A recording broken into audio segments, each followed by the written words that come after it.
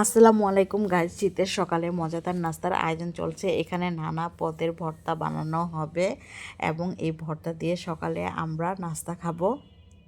আর শীতের সকালে এই ধরনের নাস্তা কার না ভালো লাগে বলো।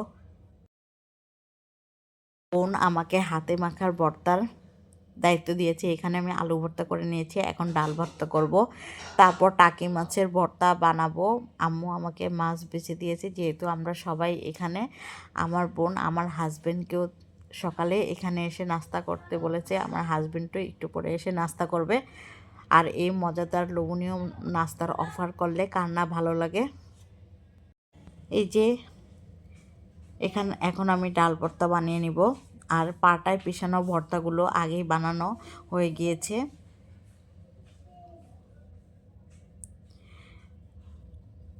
আমার হাতের ভর্তা নাকি তাদের খুব ভালো লাগে, তাই আমাকে ভর্তার দায়িত্ব দিয়েছে, হাতে মাখানো ভর্তার।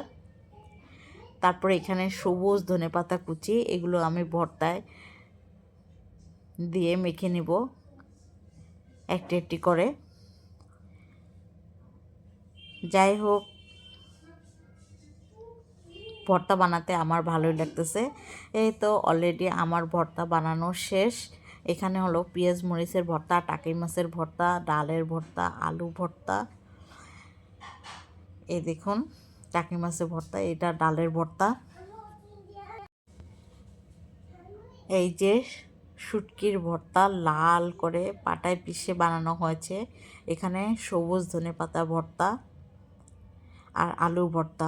আর এদিকে সবার জন্য ডিম ভাজা হচ্ছে। আর এই যে সেই কাঙ্ক্ষিত খুদে ভাত, এই খুদে ভাত দিয়েই নানান ধরনের ভর্তা দিয়ে আজকে সকালে নাস্তা হবে। এখানে অলরেডি ডিম ভাজা হয়ে গিয়েছে। আর এই যে গরম গরম ধোঁয়া উঠানো খুদে ভাত, এখন আমরা সবাই মিলে একসাথে বসে খাবো। এই যে আমরা সবাই মিলে একসাথে বসে পড়েছি খাওয়া দাওয়া করার জন্য। এই যে সবাই আনন্দ করে গল্প করে এই মজার নাস্তা সবাই মিলে খাচ্ছি। এত ভালো লাগতেছিল সবাই মিলে যখন নাস্তাগুলো খাচ্ছিলাম এবং গল্প করছিলাম এই শীতের সকালে। একটা অন্যরকম অনুভূতি। যাক, খাওয়া দাওয়া শেষ করে আমরা বসে পড়লাম। জলপইয়ের আচার দিবে আমার বোন, তার সাথে বসে বসে আমরা একটু জলপই বেছে দিলাম।